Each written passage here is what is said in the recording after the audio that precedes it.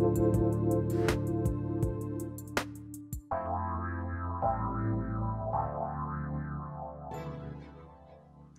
everybody. Welcome. You might be listening live here on 1150 AM KKNW in the Seattle area, or on transformationtalkradio.com around the world.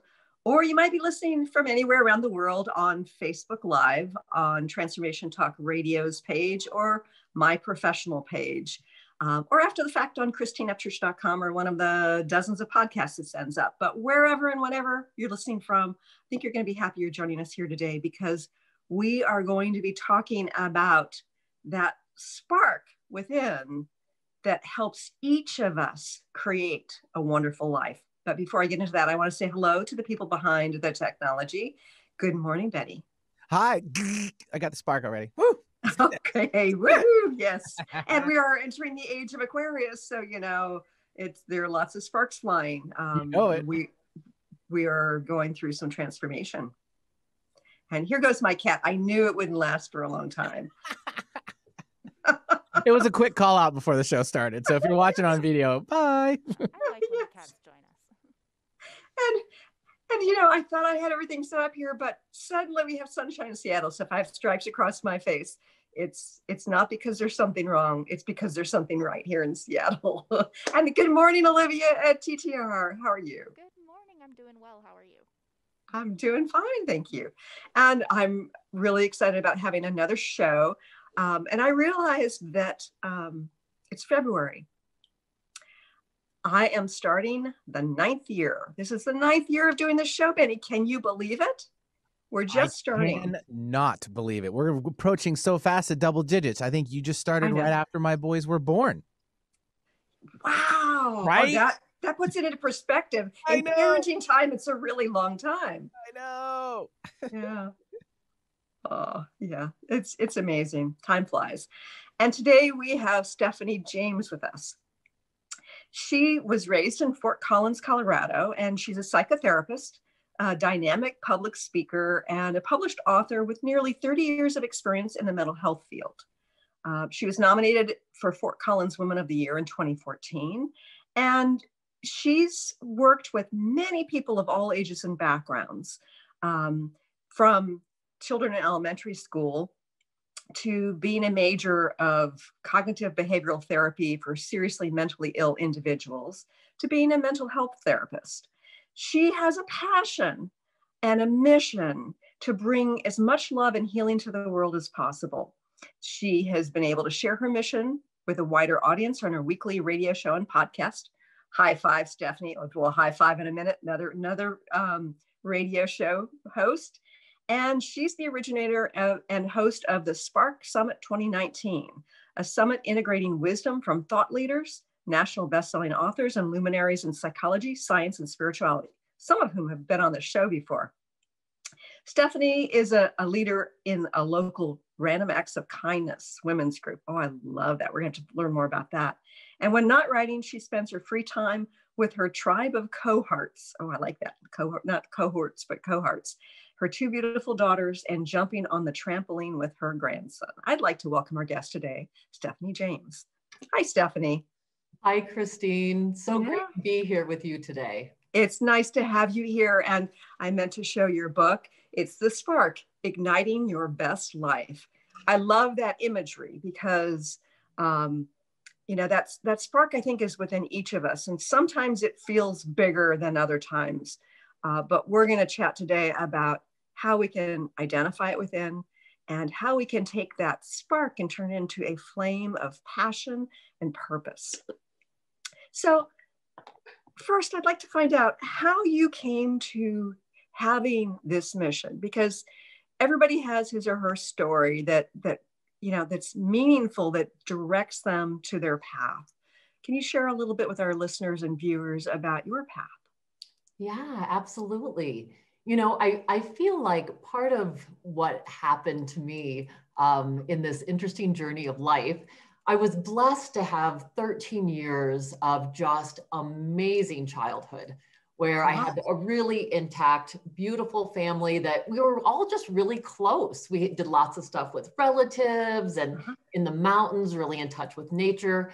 So I would say I was really in touch with that essential spark that was me, that I believe is our essence from a young age. How lucky of you, because so many people have such trauma and dysfunction in the early stages. Absolutely. Absolutely. So to go from that and really being loved and nurtured and being in touch with that, when I think about being 4 years old and going to preschool academy, I remember it was in this little old house. And as I would get to the school, the kids would be waiting on the porch. And when I would walk in, would jump up and down, we'd all jump up and down together and be really excited. And I remember having that feeling of like, just loving everyone. I had no real concept of that. You didn't love everyone.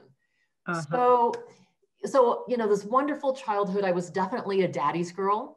I followed my dad around all the time. I was his little shadow, no matter what he was doing. If he was going to the university, he was a professor here at CSU, I would follow him.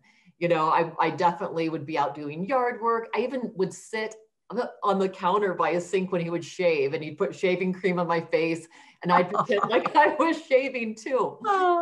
And all of this really beautiful childhood in one evening was completely shattered. At 13 years old, my brother and I awoke in the middle of the night. My brother was 10 at the time, to the sound of screeching tires going down the driveway. And as we peered out from my second floor bedroom window, we saw my mom tearing down the driveway and my father actually jumping on the hood of the car and beating on the window for her to get out. And we were just like, what is going on? Unbeknownst to us, because we had these very affectionate, happy parents, very successful parents, never fought in front of us. And come to find out that my father had just told my mother that he was having an affair with my best friend's mom. Oh my goodness. And so that idyllic childhood was in some ways probably true, but in other ways was an illusion because of the undercurrents of what was going on in your parents' lives. Yes, absolutely. And from that point, things really exploded and imploded. I mean, everything was irreversibly broken from that point on. And my mother, who I'm so close with today and just adore, after 18 years of marriage to my father and just adoring him, was devastated and became emotionally unstable at the time. So it was really natural for me to go with my father. I moved in with him. And really shortly after that, had a new stepmom who both of them made it really clear that the relationship my father and I had before was not going to continue. So I wasn't allowed to talk alone with my father. I wasn't allowed to spend time alone with him. To this day, I'm not allowed to speak on the phone with him alone, all these years later. And so the message really loud and clear was, you're not number one anymore. I mean, that was said to me, you're not number one anymore, you're number two. And at 16 years old, when I moved back in with my mother, my father stopped speaking to me for a year. And so, the way that became integrated within me, the message that I received is, I'm not lovable. Like there must be something really wrong with me to be rejected and feel so distant from him. So, I have to tell you, I went about a decade just trying to earn love.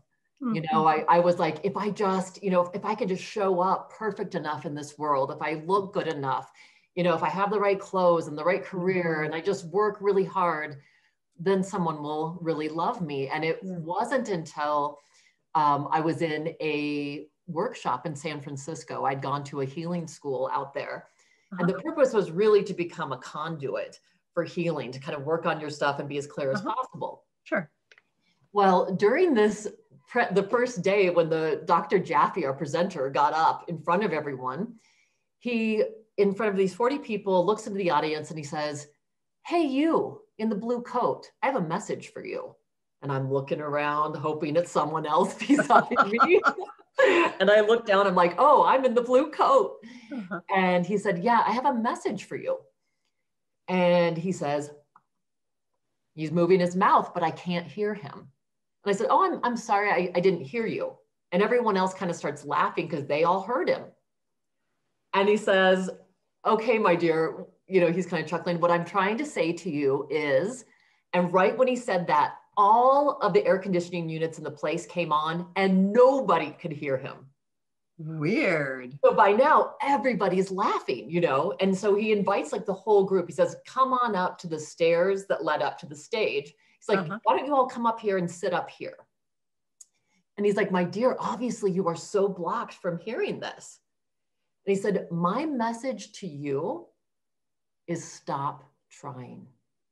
Stop trying, and he could see right through it. He said, you've tried your whole life to be perfect for your father, and now you're doing it for your husband.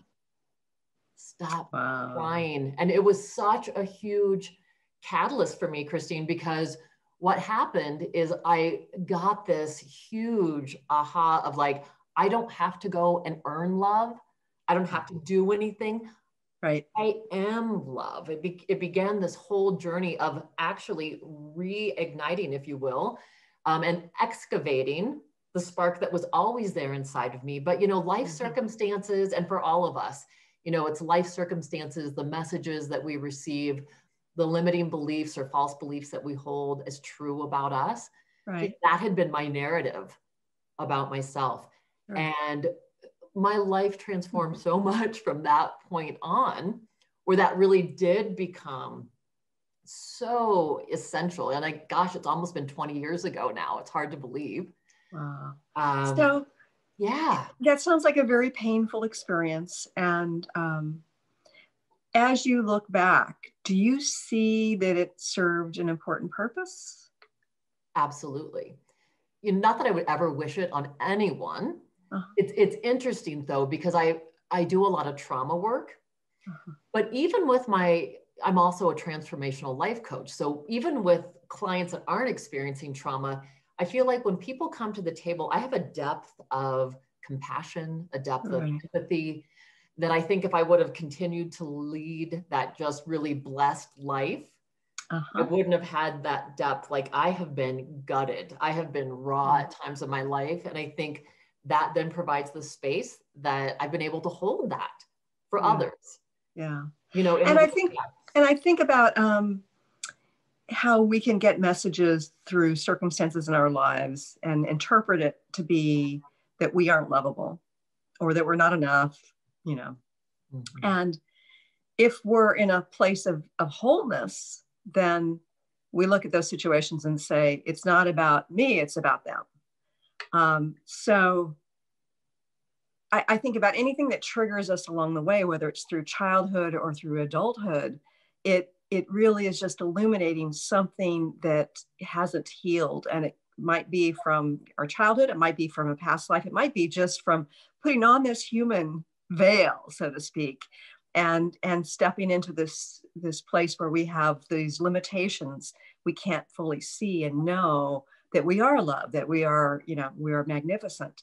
But that's a powerful story because so many people have that kind of wounded childhood. And it's great that you can bring that to your workshop attendees and to your clients as well.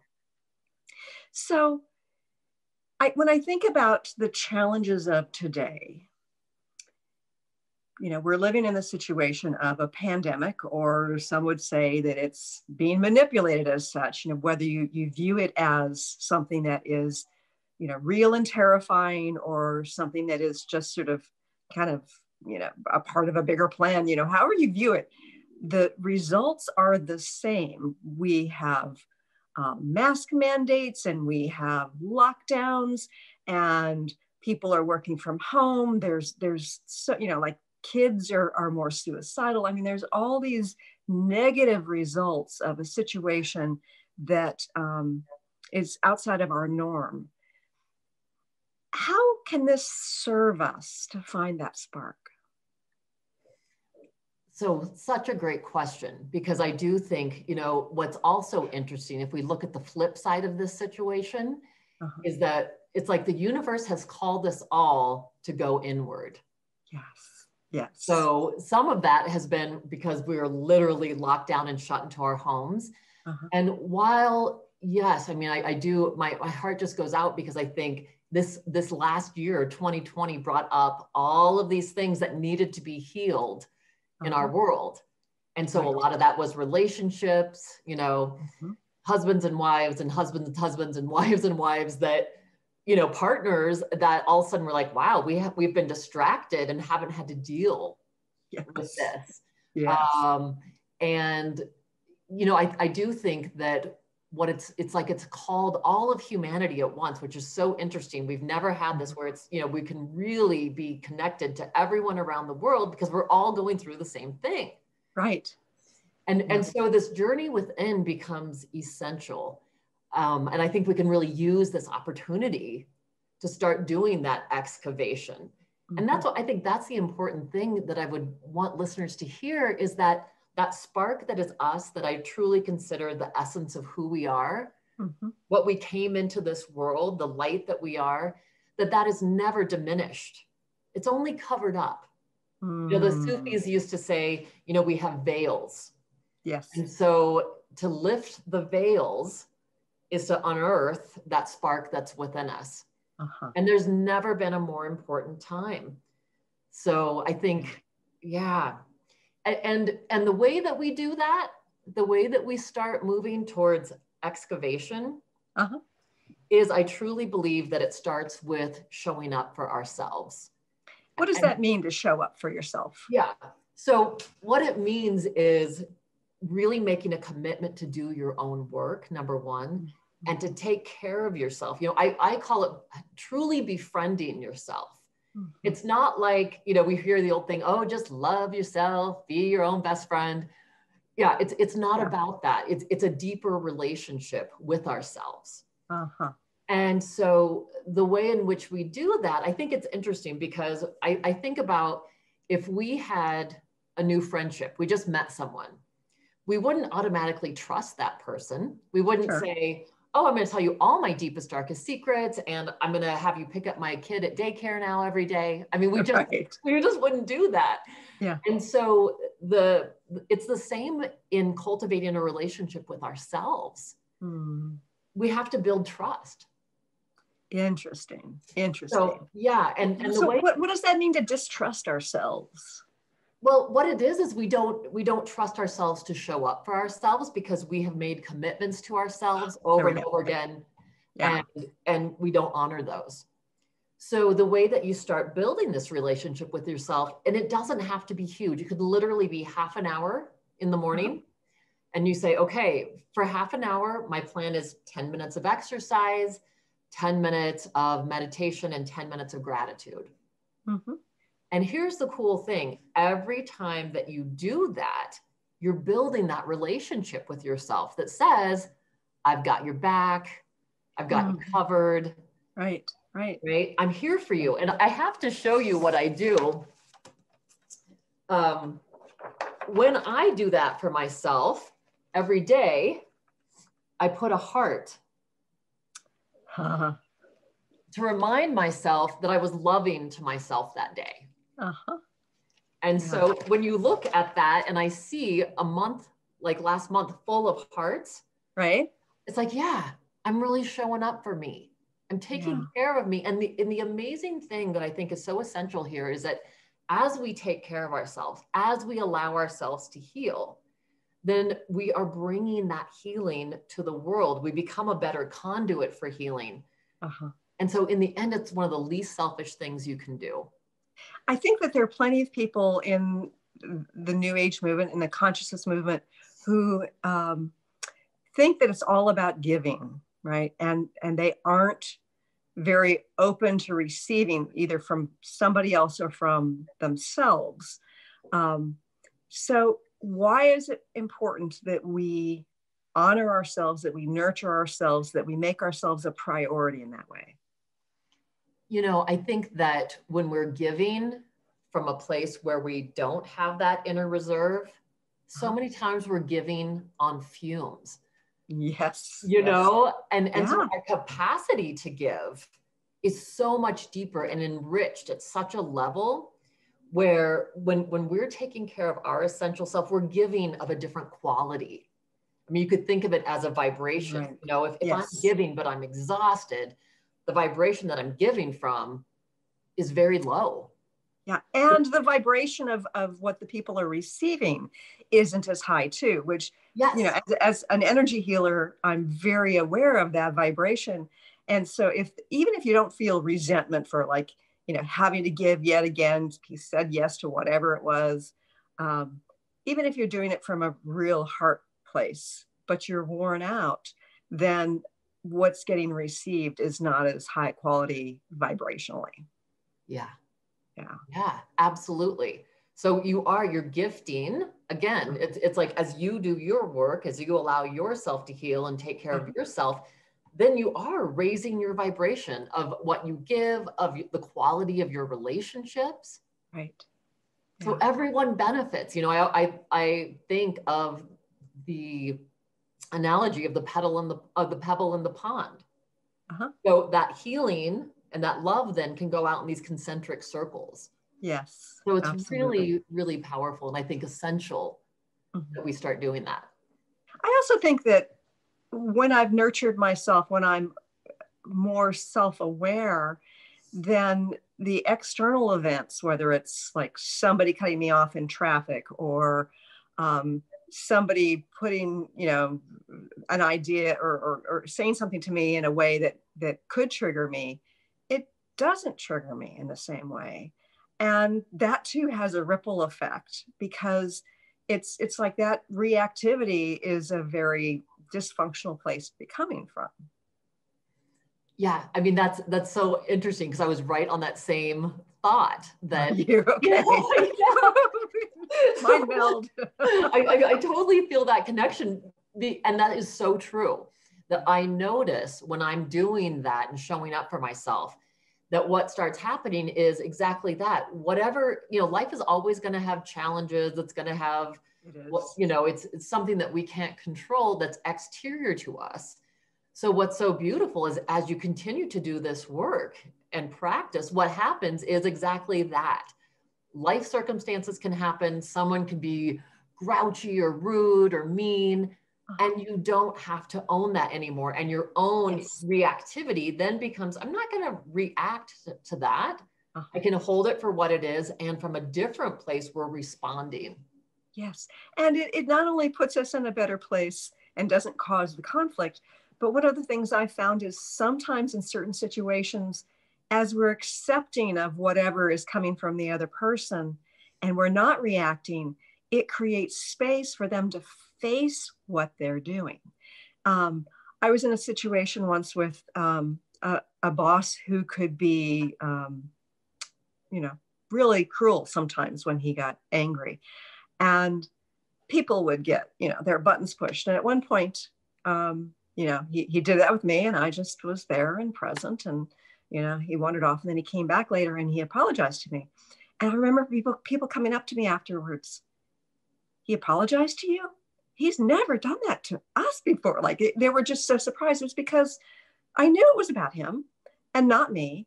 And it allowed him the space to face that it was not about something I had done, but it was about himself. Yeah. Yeah, beautiful. And it's an important gift to give people, to have that place, instead of, you know, playing ping pong and hitting it back to them, you know, let the ball go where it may. And so they see what kind of hit they make, you know, and where their ball went. Yeah.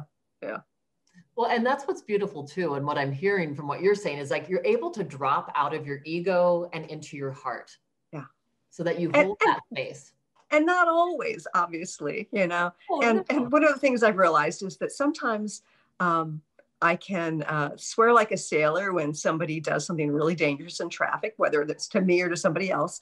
But it you know, it moves through me quickly, as opposed to getting my heart rate up for a really long time and you know, making me replay that story over and over again in my head, which is a huge gift to myself, because that doesn't feel good to stay in that stuff.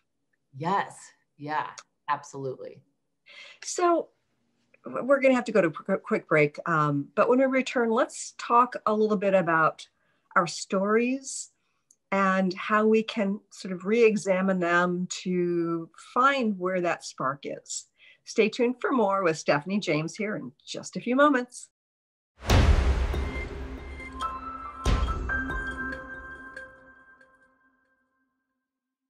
Welcome back to the Christine Upchurch Show here on KKNW, AM 1150 in the Seattle area and Transformation Talk Radio around the world.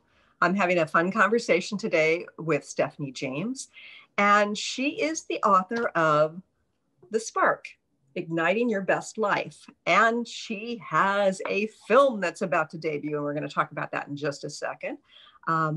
Stephanie, I promised before the break we were going to talk about our stories, the stories we tell ourselves. How can we explore our stories to discover where that spark is and what it is within us? I think, our stories oftentimes are false narratives. Yes. Right? Yeah. So I think it's important that we start really getting in touch first with what is our story? What is it that I find myself telling myself over and over again all day about me? Right. And then I love the question, is that a belief that I generated, or was I told something and then it became the way I saw myself? Right. As a way of kind of clearing off that lens so that we can see ourselves more clearly, or at least see, where did this come from? Uh-huh. So that is definitely with my transformational coaching clients, with my own psychotherapy clients, we really talk about where did we get our limiting beliefs from, and then really realizing them as that false narrative so we can start making room for what's more accurate and true about us. So this is an aside, but it's bringing up a question for me that I think our listeners probably want to hear. First of all, I saw that a statistic, something like 1 in 6 people went into therapy last year for the first time ever, which is fascinating. But you do both therapy and coaching. And I think that there's some people who know that they need some support in their lives. What's the difference between the two, and how would a person choose which, if one or the other or both is appropriate for them to seek? Yeah, great distinction. I think that the clients that I have, my psychotherapy clients, a lot of them are coming to me with anxiety disorders or some low-level depression. I do a lot of couples therapy. And I also I'm a trauma specialist. So I've done a lot of trauma work with people. So it's really when people are at that place in their life where they're saying, yeah, I cannot do this on my own. I'm really needing the support. And what's interesting then, and the distinction for me is my transformational coaching clients, they're not in crisis. They're not at a point where it feels like things are coming apart, at the hinges. Right. They're saying, I'm really aware that I want to make a change in my life, or I want to grow in a certain way. And I'm willing to do the work. Because as we know, there's a different price point for both of those. And it's an investment in yourself. When you're doing transformational coaching, it's like, I'm going to make the commitment to really, I'm ready for rocket fuel. I'm really ready to, like you said in the very beginning of the show, I'm going to ignite those sparks into a flame. Right. And really start living my life at a higher level so that I'm really living this, embodiment of my spirit fully ignited in this life. And from the energetic perspective, I view the difference as going within to clear out the clogs in the energetic system, so to speak. And then the coaching is more about encouraging that outward flow of the energy that touches not only the individual's life, but also the lives around them. I love that. Absolutely. Because it really is what their manifestation is or expression is in the world. Right. Exactly. And I think that so many of us have this urging within, and it's almost like an irritation when we're not following that inner urging to make a difference. And it doesn't have to be, like as a podcaster or somewhere in our career. It could just be going and working at a soup kitchen to feel like you're giving back. Or it could be about writing a blog that you feel would touch upon, something of interest for people. But I think we all want to be seen and heard and express ourselves. because this is really a fleeting life, right? And we want to make our mark. I think most people want the world to know that they were here in one way or another. Yes. And to change it. Well, and I think you bring up 2 points, I think, that are really essential. And one is we can't compare what our purpose is, what our spark is, what our passion is to anyone else's. Right. That they're not going to be the same. And I have a dear friend here in town, and he lives about a block from the homeless shelter. Uh-huh. He doesn't make much money as a waiter. And yet everything that he possibly has, I feel like he's constantly giving to the homeless people who are walking by the front of his house. Right. Oh, that's great. Yeah. I mean, and that's really his gift. He's just got this passion and compassionate heart for helping the homeless. So whether it's a hot cup of tea that he brings down, he's constantly giving away his travel mugs, he's giving them hot tea, or no matter what, giving a blanket, or just being kind. So that's his heart's journey. He really feels that way. And so I look to him because it's like, by other people's standards in the world, he's not a success. Right. And yet he is living this beautiful, successful life because he's really living through his heart. This gives me chills because he's not only of service in that way, in the obvious way of helping them out. But I think about somebody who's caring and compassionate like that, walking amongst them with this thought that they matter, that they're seen and they matter. I mean, that's a huge gift to give the world. Absolutely. Yeah. Absolutely. Yeah. And Christine, the other piece is, I think I've got so many clients that say to me, like, when do we arrive? Like, when do we get there? And as we know, the reality is we never, quote unquote, get there. Right. And I love, Jacob Lieberman taught me this, that, we're all the same height.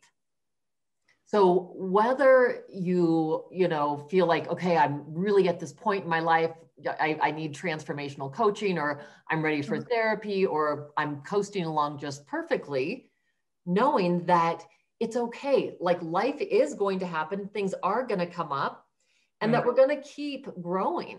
As long as we're breathing, we're going to keep growing. And so it's okay to have your emotional, your human, your spiritual experience. Yes. And again, not comparing it to anyone else's. Like, all of us have gone through challenging, hard times. Absolutely. Absolutely. And in human form, we have attachments, right? I know that a lot of people think we need just to transcend all attachments. And yes, attachments cause suffering, but part of the attachment package just comes with being human, right? Attachment to people, our kids, our pets, our mates, our friends. And so we can't get out of here without having some attachment. From my perspective, I know that, some would disagree with that.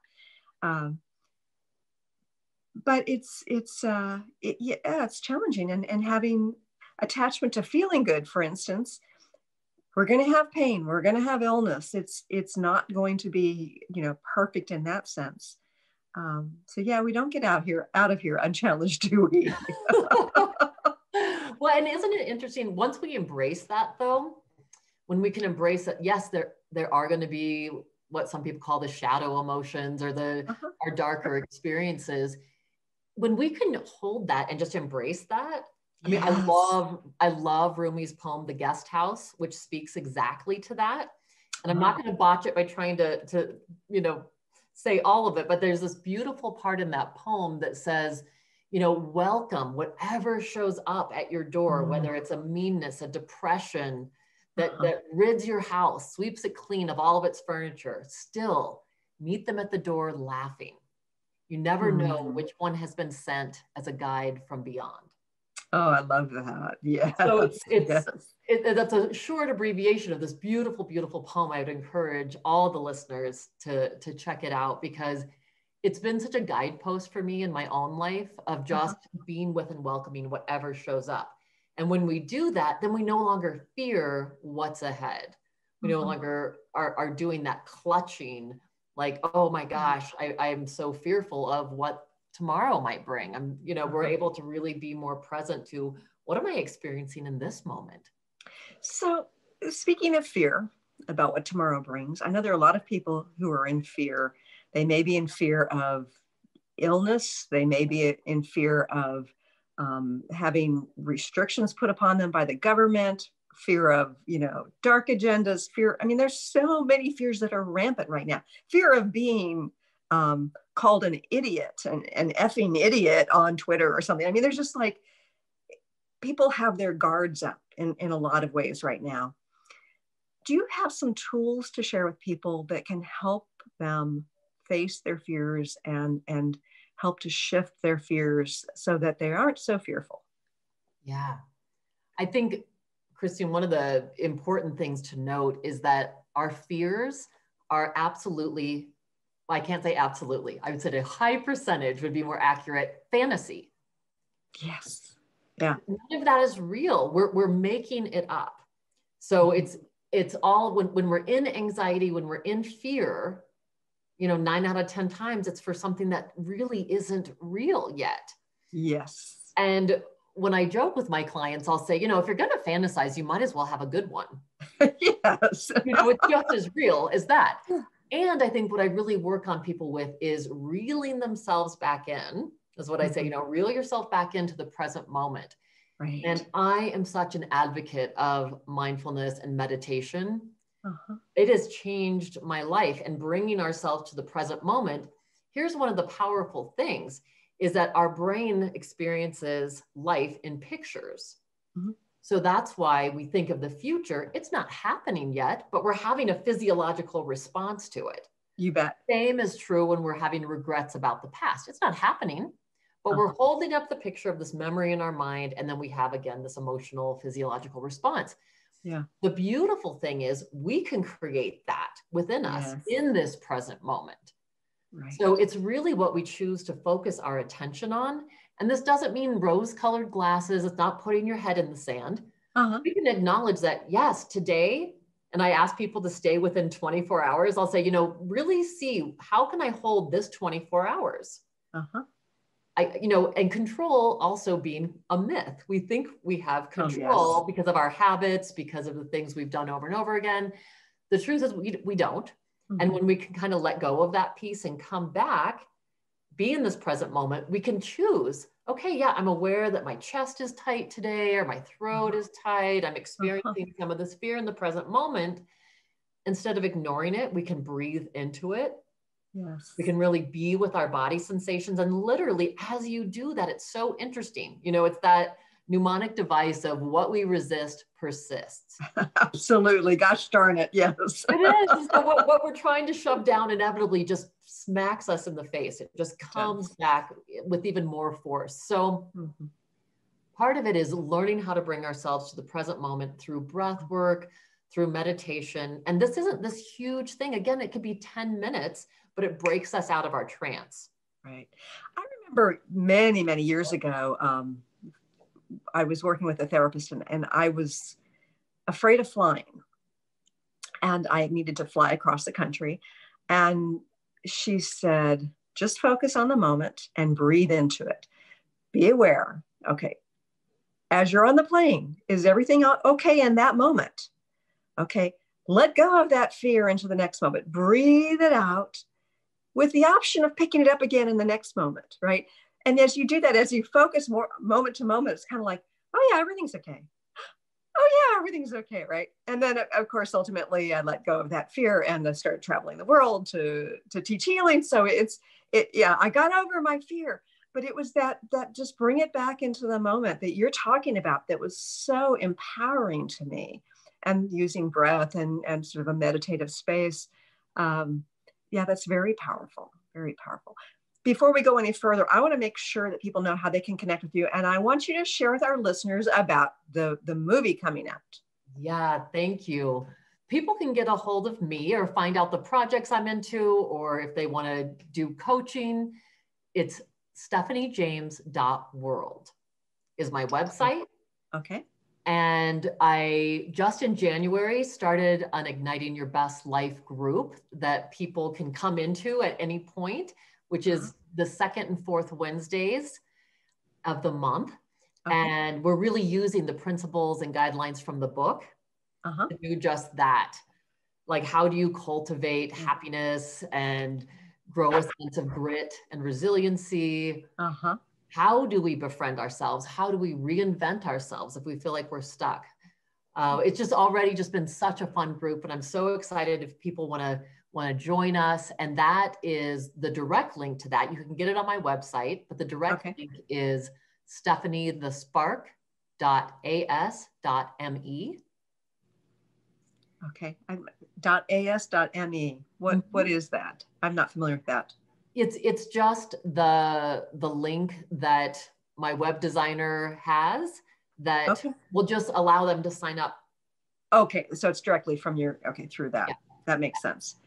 All righty. So, and you've also got a movie that is premiering, I think, this Sunday, right? Yeah. So this Sunday is the screening for the people that are in the film.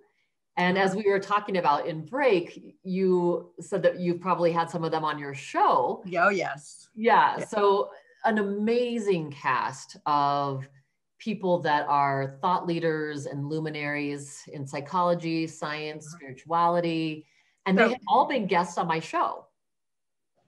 So tell us who some of those people are. Yeah. So Larry Dossi, Jacob Lieberman, Stephen Trudy Behrman, George and Sedina Capanelli, Misa Hopkins, Gabriella and Solomon Masala, and Stephanie Schwartz. Great. I think I got everybody. And Barbie Dossi as well, Larry's wife. Okay. Yeah. So it has been such a miracle how that all came together, and so serendipitously. I had been in conversations with Jacob Lieberman talking about potentially going to Maui and that's where he lives. Yeah, he lives, yeah. Yeah, and doing this Lights of the Round Table discussion where I'd facilitate discussions and we could film that. Well, during a meditation, this has been a couple of years ago, I got this download that, oh my gosh, like I know some of the most serving hearts and brilliant minds in the world. Right. And what would happen if not only did we have this amazing summit where they came and presented, but instead of presenting and being on for like 45 minutes and then getting off, nobody talks to each other. What if we came together 2 days ahead of time and had our own event? We were together and meditating and making music and dancing and having wonderful meals together. And so what ended up happening, and thank God the Capanellis connected me, they're award-winning television and film producers, and they connected. They've been on the show a couple of times, yes. I love them so much. And they connected me with Doug Beechwood, who's my co-producer, and also just an award-winning, amazing director and producer. And he was so wonderful. What we did is we filmed individual interviews where people were talking about these really big pain points in their lives and the challenges they have faced. Oh, great. And that's how the film actually begins, because we're all the same height. We're all in this together. And these people weren't born enlightened. None of us are just born and we have it all figured out. So to really understand those challenges, and then the alchemy of this group. And we did meet for a full day, and we called it Lights of the Round Table, where the 12 of us were sitting around a table and really talking about some of the deeper and important issues in life, which when we filmed this, this was a year ago, October. So no one knew that COVID was coming at that point, but we're all blown away with how absolutely relevant everything we were talking about has to deal with the challenges we're facing now. And that's so great. Then we were able to take that beautiful alchemy that was created between us and bring it to the summit in front of a live audience and really help ignite the sparks within each other. Everyone stayed in the audience. All the presenters stayed. That's great. And that tells you it's a really good conference when when they don't like exit and, come back only when it's their time again. Yes. Exactly. And everyone planned on staying. It was like everyone is holding this beautiful space for one another, and that we're all a part of the audience, that we're all there together. So, and really, so the premise of the film is, we face these hardships and challenges like we've been talking about. We all face these things, and yet those things can become the match point that ignites something within us that then becomes our gift to humanity. One of the things I love about the way you put this together was the camaraderie and the conversation. I know that as a podcaster, you probably already realize this, but I'm just going to underscore this. When we see people presenting, whether it's up on stage, whether it's in an individual's book, whether it's, in a webinar online, that's very different than when somebody's in conversation with another. I liken it to the difference between somebody who is, taking a tennis ball and a tennis racket and doing tricks with it, right? And sending the ball in various places and knocking it into the audience, versus you've got two people who are now playing tennis and it's going back and forth and back and forth. And you're not quite sure where it's going to go, but it makes it more exciting. I think that the conversations can lead to very interesting places that presentations and books often don't get to. Little nooks and corners that are particularly ripe to explore. And so, I think it's a great thing to create a conference like that and a film. Yeah, so exciting. So the screening is Sunday, and then we're getting ready to go into negotiations with Netflix, Amazon Prime, and Gaia Network to see where it finds its home. Good. Yeah. Oh, good luck with that. Thank you. Well, we just have a few minutes left. When somebody realizes that they don't feel that spark, and I think there are a lot of people there right now because life has kind of pulled the rug out from under them. How do you trust that it's there, and what do you do to look for it? Well, if you're breathing, it's still there. I love that. Yeah. And it can be as simple as putting the palms of your hands together and feeling the energy in between the palms of your hands and breathing into that space. That vibration, that aliveness, that spirit, that's your spark.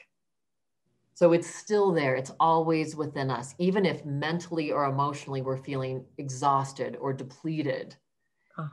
And I really do feel one of the keys to us accessing that more and more is to go within. We are truly being called to go within right now. And as we sit with that part of us, and however people experience their higher power or the divine or spirit, whatever you call it, really being in touch with that divine spark that's within you. So it doesn't go away. You were born as that. It gets covered up sometimes with thoughts, life circumstances, our own definitions that we said, this false narrative. Right. And so, I would tell people just to breathe deep into that place and have that knowingness that little by little, you really can start excavating this spark. It really is you. Yeah. And as we're present with that, I think that automatically, when we allow it, we begin to see the blockages, right? Those things that are getting in the way. All right. We just got a minute left. Do you have a final message for our viewers and listeners today? I would just say, Christine, that I just invite people to truly just step into this journey or step inward into this journey and to let them know that their healing matters. Yes. Each one of us, our healing truly does matter. And like we talked about before, that's what becomes the pebble in the pond. That's those concentric circles of healing.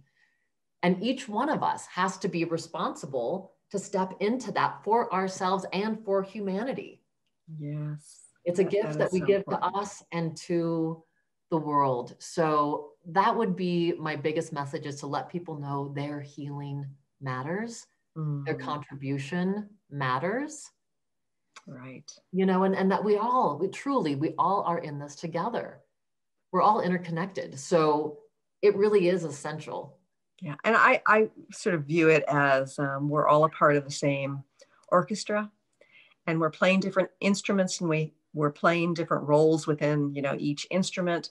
So it's unique, but if we aren't playing our music, then the orchestra cannot be at its best and at its fullest. I love that. Yeah. All right. So again, stephaniejames.world, right? Yes. And so you'll have something on your website about the film when it does get released, and whatever venue it's going to get released. Yes, and people can watch a trailer right now. There's a trailer available on my website. So if people want to check out the trailer, I would love them to. The film is called When Sparks Ignite. Oh, I love that. Thank you, Stephanie, for joining us here today. It's been a fun and insightful conversation. Thank you so much, Christine. Such a pleasure to meet you and to be here. And thank you all you viewers and listeners today. We do the show for you, and I'm hoping that you step into your vibration of change. Thanks so much for tuning in today. If you'd like to empower yourself to step further into your vibration of change, please visit my website at christineupchurch.com, where you can learn more about my insights, upcoming events, and private sessions.